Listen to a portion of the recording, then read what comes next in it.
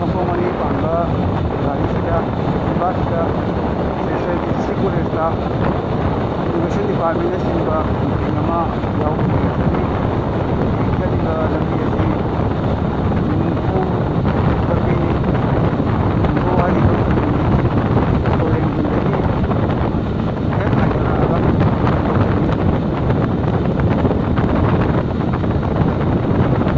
नुंगफु लंबीदा चंदा चटपटिना याम नुंगाए मरमदी गाड़ी पुंगी पोल्यूशन थोकते याम नुंगाइना चटपा याय मसिना अखोइगी कोंगें लेकाइदगी पालरबोल यौबो फाउबदा सिडनी नेशनल हाईवे दा चटपदगी किलोमीटर अनीदी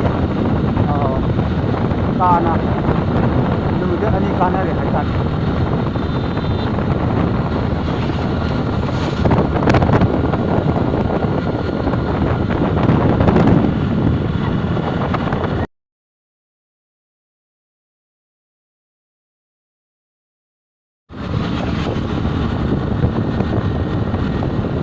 टोलदगिना सिक्सर फाउबदी किलोमीटर 30 लापी किलोमीटर 30 असि लोइनमक लंबा ngamde मरमदी सिक्सरदा मतम चाना थुंगनबगी दमक असि मफम असि रोंगपु कौई मेतेगी नि रोंगपुदा इलेमन हाई स्कूल अमसुंग कतमे एनी स्कूल लेहौरे रोंगपुदगी किलोमीटर 5 मतलब ऐसे लगे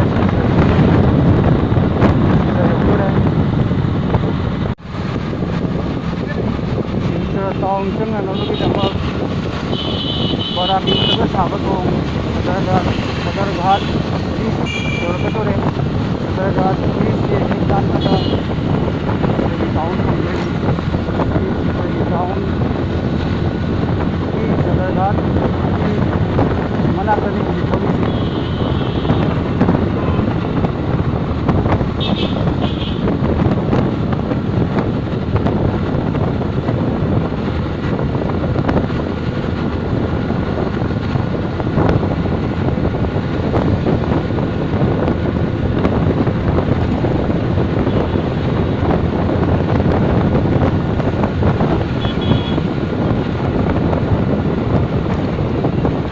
गाड़ीदा सिक्सर चटपबुदी यामना इंगना तपना तिबादा बाइकदा चटपसिना नुंगाइबा हेली मरमदी थुंगनिंगबा मतमदा थुंगी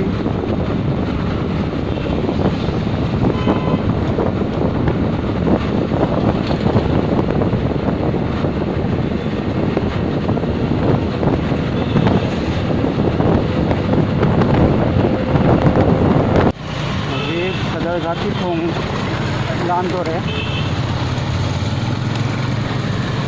बारा तक थाब थोंगी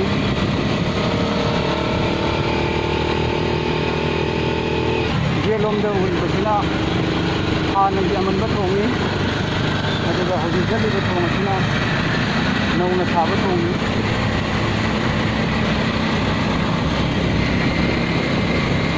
बारा तुरेंगी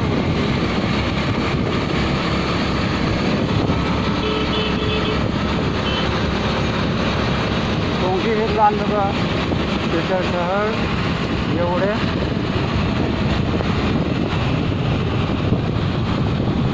थोंग लानबा लोइदोरे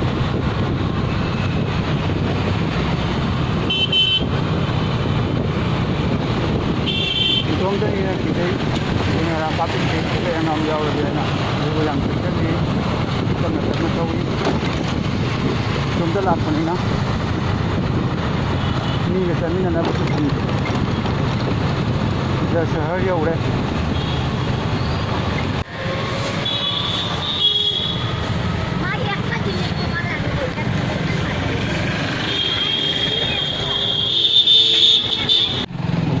डीसी कॉलेजना लेरिबा मफम अदु यौसले कॉलेज लेरिबा मफम नक्सले याम स्पीड ब्रेकर्स यामना ले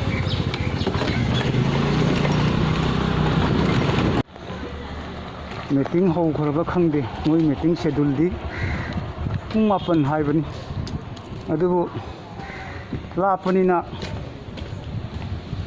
ngamde hekta matam saba ꯑꯗꯨ ꯃꯈꯣꯏ ꯃꯤꯇꯤꯡ ꯍꯧꯔꯕ ꯍꯧꯗ꯭ꯔꯤꯕ꯭ꯔꯥ ꯈꯪꯗꯦ.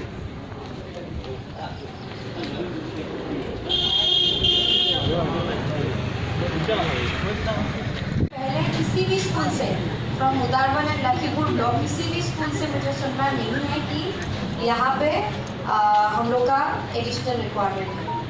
इसीलिए आप लोग काइंडली करें कि जो भी है डाटा दे दीजिए. अभी भी अगर कुछ डाउट है अच्छे से नहीं किया है आप लोग का जो ब्लॉक एमआईएस है तो CICC कंटेक्ट कीजिए.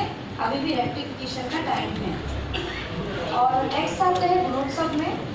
गुणोत्सव का आप वीडियो क्यों कर रहे हैं? जनवरी में ही होने का बहुत चांस है. उसी हिसाब से हमको अभी प्रिपेयर करना है. जो भी आप लोग का होएगा प्रैक्टिस हो वो लोग आप लोग शुरू कर दीजिए. हाल ही में उन्होंने किया है उनको अभी हमको ही करना था. अगर किसी एरिया आप लोग का टी गार्डन एरिया भी है उदाहरण है मैक्सिमम टी गार्डन एरिया है. पता है कि आप लोग का उस एरिया में गार्जियन का क्या एक मेंटेलिटी है. मुझे भी वो भी पता है क्योंकि वो लोग बच्चों को भेजना नहीं चाहते हैं स्कूल में. वो एक बहुत बड़ा प्रॉब्लम है. दिक्कत आता है टी गार्डन एरिया में.